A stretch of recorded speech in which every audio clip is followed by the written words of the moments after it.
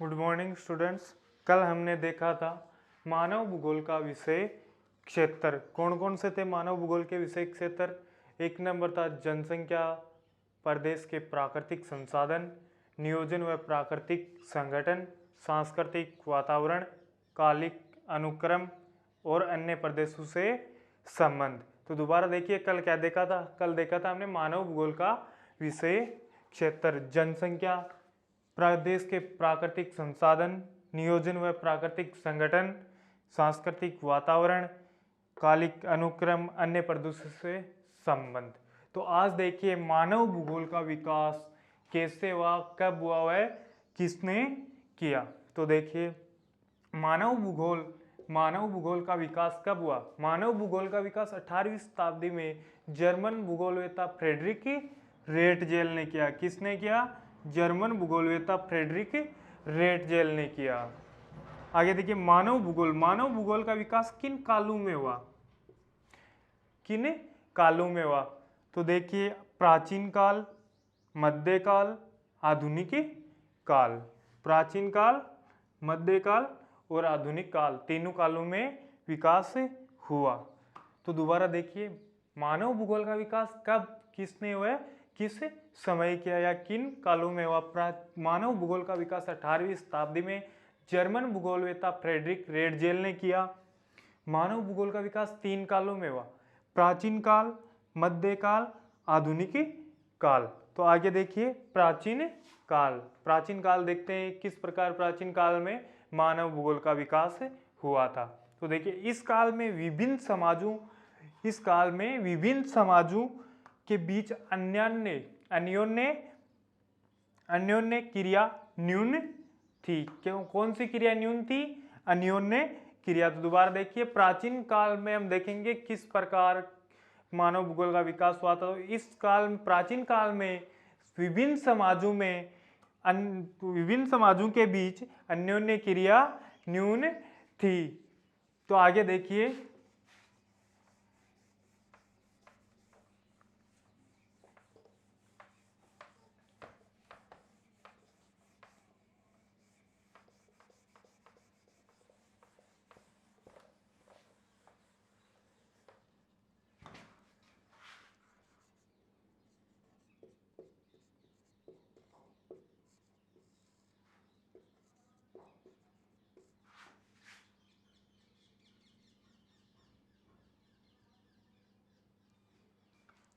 देखिए हम क्या देख रहे थे? प्राचीन काल। मानव भूगोल का विकास किन कालों में हुआ था? प्राचीन, मध्य और आधुनिक काल में। उनमें से हम देख रहे हैं प्राचीन काल में विभिन्न समाजों के बीच अन्योन्य क्रिया न्यून थी। क्या थी? प्राचीन काल में विभिन्न समाजों के बीच अन्योन्य क्रिया न्यून थी। दूसरा क्या था? दूसरा पॉइंट, एक दूसरे के बीच ज्ञान सीमित था। एक दूसरे के बीच ज्ञान सीमित था। तीसरा है तकनीकी विकास का स्तर निम्न था। इतना जो आज आधुनिक युग में चल रहा है तकनीकी विकास, इतना तकनीकी विकास नहीं था। और चारों तरफ प्रकृति से जुड़ा वातावरण था, सुखमय वातावरण था। आगे देखिए प्राकृतिक शक्तियों का प्रभाव। कौन सी प्राकृतिक शक्तियां? प्राचीन सभ्यताओं को मानने वाले लोग जैसे भारत, चीन, मिस्र, यूनान और रोम। आगे देखिए वेदों में सूर्य, वायु, अग्नि, जल, वर्षा आदि प्राकृतिक तत्वों को देवता मानते थे। देवता मानकर उनकी पूजा करते थे। कौन कौन से देवता? सूर्य, वायु, अग्नि, जल, वर्षा। इन सभी को देवता मानकर इनकी पूजा की जाती थी। आगे देखिए थेल्स व एनेक्सीमेंडर यूनानी दार्शनिक ने क्या बताया है? जलवायु, वनस्पति व मानव समाजों का वर्णन किया है। थेल्स व एनेक्सीमेंडर यूनानी दार्शनिक ने मानव भूगोल में जलवायु, वनस्पति व मानव समाजों का वर्णन किया है। तो आगे दोबारा देखिए प्राचीन काल में क्या है? प्राचीन काल में विभिन्न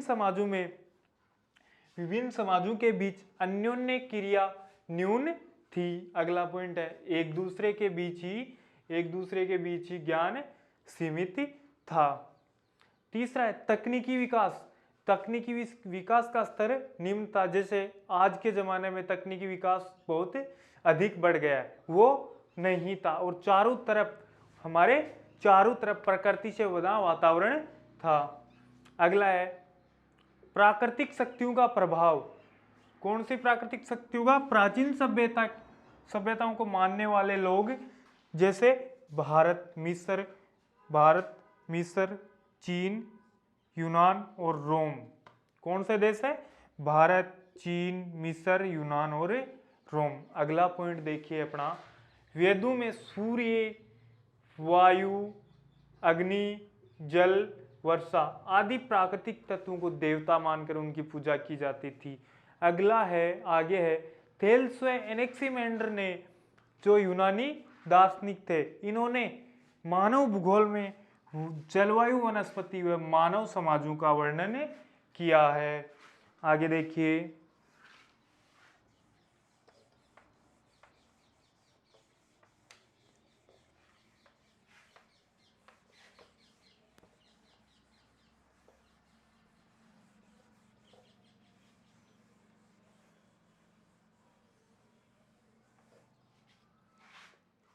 क्या देखा था? देख लिया था। अब देखिए अरस्तु भूगोलवेत्ता है। अरस्तु ने चरक संहिता की रचना की थी। किस संहिता की? चरक संहिता की। तो इसमें क्या बताया गया है? देखिए, इसमें बताया गया है अरस्तु ने वातावरण के प्रभाव की वजह से ठंडे प्रदेशों के मानव को बहादुर परंतु चिंतन में कमजोर बताया है। ठंडे प्रदेशों में रहने वाले जो मानव है, जो लोग हैं, उनको बहादुर परंतु दिमाग से कमजोर, सोचन शक्ति में कमजोर बताया। और एशिया के लोगों को सुस्त और चिंतन में बहुत अधिक तेज बताया था। हेरोडोट्स कौन है? जिसे इतिहास का पिता कहा जाता है। हेरोडोट्स को इतिहास का पिता कहते हैं। हेरोडोट्स ने बताया घुमक्कड़ कौन सी होती है जाति? जो एक जगह से दूसरी जगह चलती रहती है। घुमक्कड़ जाति तथा स्थायी कृषक जातियों के जीवन पर वातावरण के प्रभाव का उल्लेख किया था। आगे देखिए हिकेटियस ने क्या बताया? हिकेटियस ने बताया था विश्व के बारे में उपलब्ध ज्ञान को व्यवस्थित रूप में रखने के कारण भूगोल का जनक भी कहते हैं। हिकेटियस को विश्व के बारे में उपलब्ध ज्ञान को व्यवस्थित रूप में रखने के कारण इन्हें भूगोल का जनक भी कहा जाता है। आगे देखिए स्ट्रेबो व उसके समकालीन रोमन भूगोलवेत्ता। स्ट्रेबो कहाँ से थे? Strabo Roman भूगोलवेत्ता। स्ट्रेबो और उसके समकालीन रोमन भूगोलवेत्ता ने मानव व उसकी प्रगति के स्वर पर भू पारिस्थितिकीय स्वरूपों के प्रभाव को बताया था। तो दोबारा देखिए अरस्तु कौन है? जिन्होंने चरक संहिता की रचना की थी। इन्होंने बताया वातावरण के प्रभाव की वजह से ठंडे प्रदेशों के मानव को बहादुर तो बताया है, लेकिन वो सोचन शक्ति में कमजोर होते हैं। और एशिया के जो लोग हैं, एशिया महाद्वीप के लोग, वो सुस्त और सोचन शक्ति में बहुत ही तेज हैं। क्या है? बहुत ही तेज है। आगे देखिए हेरोडोट्स को इतिहास का पितामह कहा जाता है, इतिहास का पिता कहा जाता है। इन्होंने बताया घुमक्कड़ जाति तथा स्थायी कृषक जातियों के जीवन पर वातावरण के प्रभाव का उल्लेख मिलता है या उल्लेख किया है। हिकेटियस कौन है? हिकेटियस क्या है? हिकेटियस एक भूगोलवेत्ता है जिन्होंने भूगोल के बारे में बताया। विश्व के बारे में उपलब्ध ज्ञान को व्यवस्थित ढंग से या व्यवस्थित रूप में रखने के कारण भूगोल का जनक भी कहा जाता है। आगे देखिए स्ट्रेबो कौन थे? रोमन भूगोलवेत्ता। स्ट्रेबो है उसके समकालीन रोमन भूगोलवेत्ता ने मानव व उसकी प्रगति के स्वर पर भू पारिस्थितिकीय स्वरूपों के प्रभाव को बताया है। तो आगे देखिए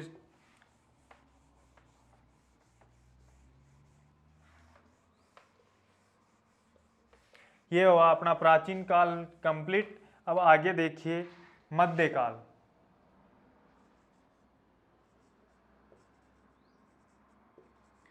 मध्यकाल कौन कौन से काल थे? एक नंबर था प्राचीन काल, 2 नंबर है मध्यकाल और तीसरा है काल अपना मध्यकाल। मध्यकाल प्राचीन काल देख लिया था, अब देखते हैं मध्यकाल। मध्यकाल में क्या है? उपनिवेशीकरण व व्यापारिक रुचियों के नए क्षेत्रों की खोज व अन्वेषणों को बढ़ावा देकर भौगोलिक ज्ञान को आगे बढ़ाया था।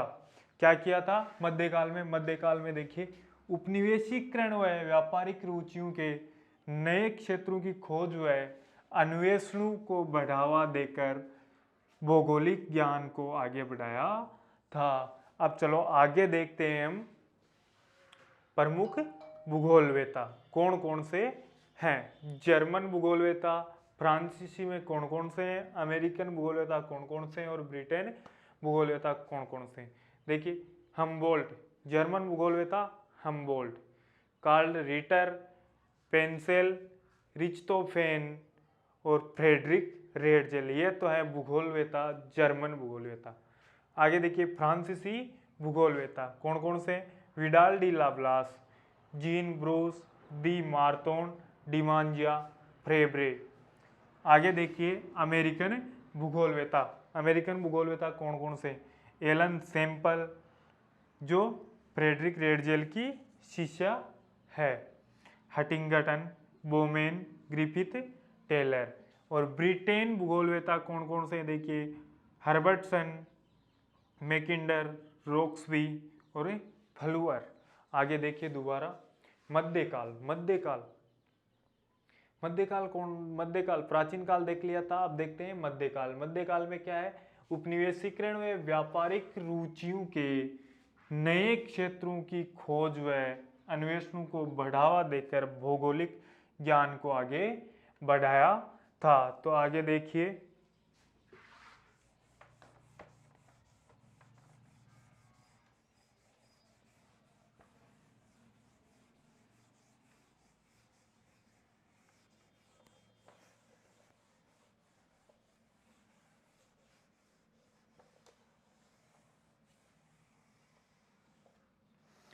आगे हम देखते हैं अपना पॉइंट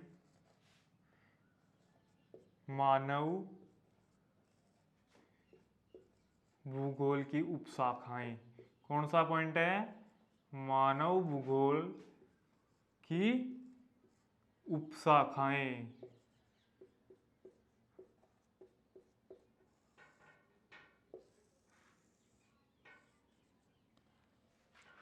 देखते हैं मानव भूगोल की उपशाखाएं कौन कौन सी है।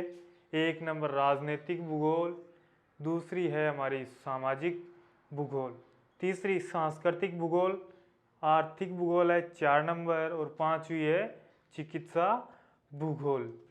चल ये हुआ हमारे मानव भूगोल की उपशाखाओं का अध्ययन। आगे देखते हैं मानव भूगोल के ही बारे में। 1945 द्वितीय विश्व युद्ध के बाद 1945 द्वितीय विश्व युद्ध के बाद 2 दशकों में मानव भूगोल में विभिन्न मानवीय क्रियाओं के प्रतिरूपों की पहचान हुई। किसकी पहचान हुई? 1945 द्वितीय विश्व युद्ध के बाद 2 दशकों में मानव भूगोल में विभिन्न मानवीय क्रियाओं के प्रतिरूपों की पहचान हुई। आगे देखिए आधुनिक काल। आधुनिक काल या 1970 के बाद का दशक जो आज तक चला आ रहा है। इसमें क्या दो विचारधाराएं उभर कर सामने आई। कौन कौन सी थी? मानव कल्याणपरक विचारधारा। इसमें यह किससे संबंधित थी? यह स्वास्थ्य, शिक्षा, आवास आदि से संबंधित विचारधारा थी। दूसरी विचारधारा कौन सी थी? आचरण परक विचारधारा। कौन सी? आचरण परक विचारधारा। इसमें क्या था? आचरण पर्यावरण अर्थात आर्थिक लाभ नहीं होता। क्या नहीं होता? आर्थिक लाभ नहीं होता। आगे देखिए मानव भूगोल निरंतर विकास के साथ गतिशील है। मानव भूगोल है निरंतर विकास के साथ गतिशील है। जैसे जैसे तकनीकी बढ़ रही है उसी तरह से मानव भूगोल भी अपने आप में एक बड़ा अध्ययन क्षेत्र विस्तृत करती जा रही है। आगे देखिए, समय के साथ इसका महत्व अध्ययन क्षेत्र की समय के साथ इसका महत्व अध्ययन क्षेत्र की व्यापकता व अन्य विषयों के साथ बढ़ता जा रहा है। तो चलो दोबारा देखते हैं मानव भूगोल की उपशाखाएं कौन कौन सी है। 1 नंबर राजनीतिक भूगोल, 2 नंबर है सामाजिक भूगोल और 3 नंबर है सांस्कृतिक भूगोल, 4 नंबर है आर्थिक भूगोल और 5 नंबर है चिकित्सा भूगोल। तो आगे देखते हैं जो मानव भूगोल है उसमें आगे क्या हो रहा है आधुनिक मध्यकाल में। मध्यकाल में 1945 द्वितीय विश्व युद्ध के बाद 2 दशकों में मानव भूगोल में विभिन्न मानवीय क्रियाओं के प्रतिरूपों की पहचान हुई। आगे आधुनिक काल 1970 के बाद का दशक, इसमें का 2 विचारधाराएं उभरकर आई, कौन कौन सी थी।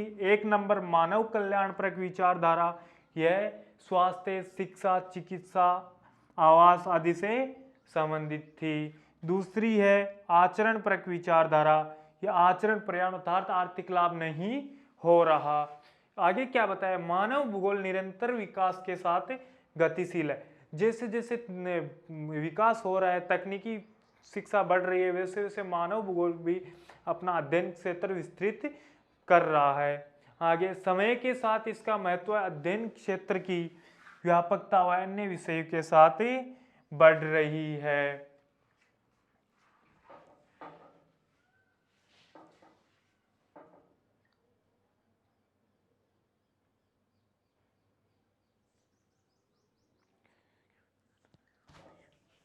तो चलो आगे देखते हैं हम।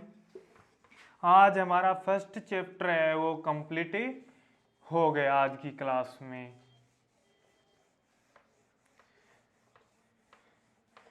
है अगर कोई डाउट हो तो रिवीजन क्लास में हम देखेंगे। कल देखेंगे हम सेकंड चैप्टर जनसंख्या वितरण घनत्व और वृद्धि। कौन सा? सेकंड चैप्टर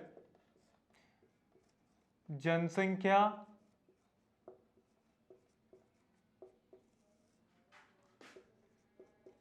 वितरण घनत्व एवं वृद्धि।